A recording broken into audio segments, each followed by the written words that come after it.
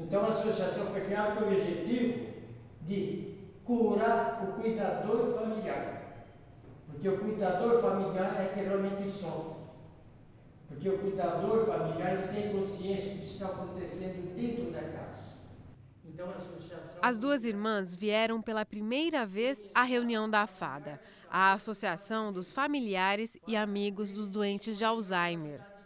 Elas estão com dúvidas sobre como lidar com a mãe, que tem 81 anos e recebeu recentemente o diagnóstico da doença.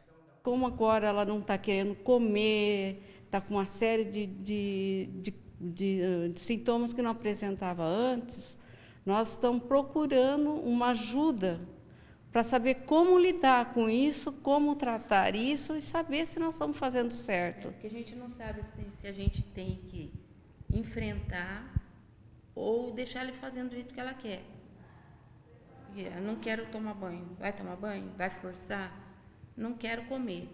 É hora de comer. Precisa. A gente sabe que ela não comeu. Ela disse que comeu. Mas a gente sabe que ela não comeu.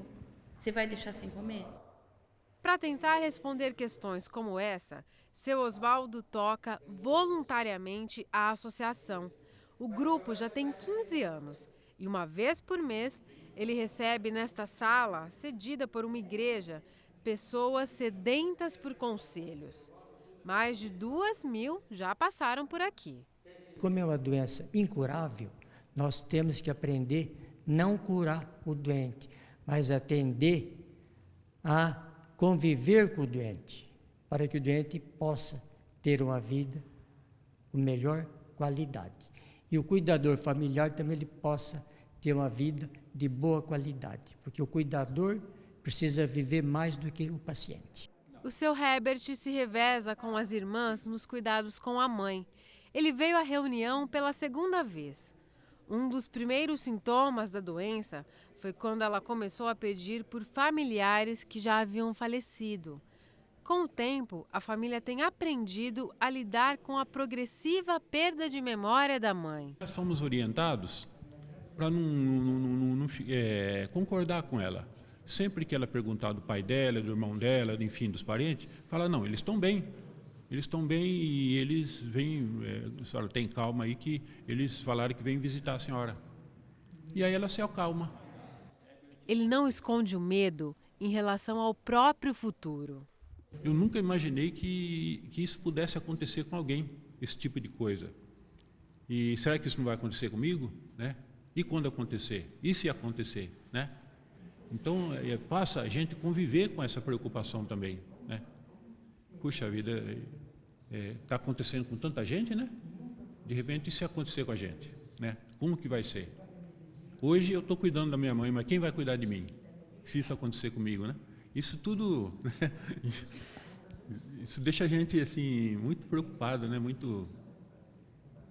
A gente pensa, a gente passa a viver uma nova realidade, que é uma coisa que a gente nunca imaginou que a gente ia passar por isso.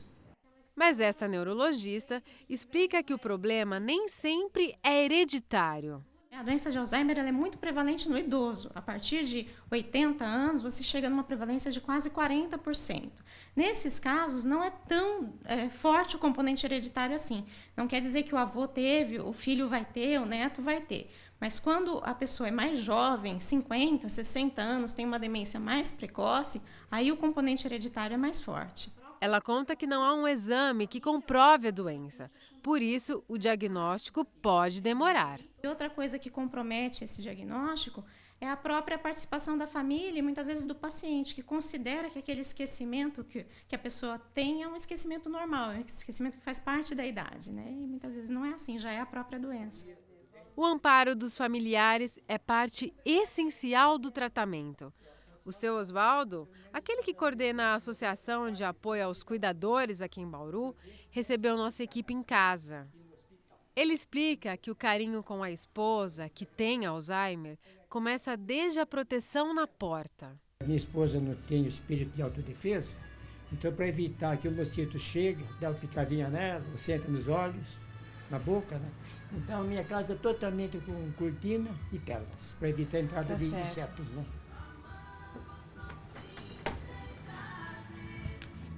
Aqui a minha tem um pernilongo.